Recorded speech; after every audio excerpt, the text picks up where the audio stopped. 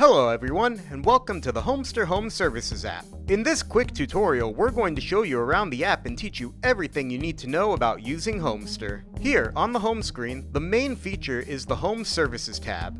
Tap that to bring up the Territories page. We've split up the Metroplex into 9 separate territories. Choose which territory you live in, and you'll be brought to a page featuring each of the available home service categories. Right now, we have about 20 home service categories, but we're continuously working to grow this list to better serve your home service needs. Once you select a home service, you'll find 3 pre-vetted companies represented in that specific category. Selecting a company will bring you to that company's profile page. Here, you'll find information that highlights that specific company, including a short profile and pictures of their work.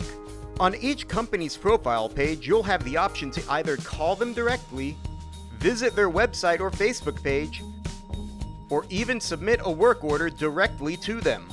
Just fill out the work order form, click submit, and your work order will be sent directly to the company, and then they'll be in touch with you shortly. Each of the 3 options puts you, the consumer, in charge and allows us to ensure that you become a customer, not a lead.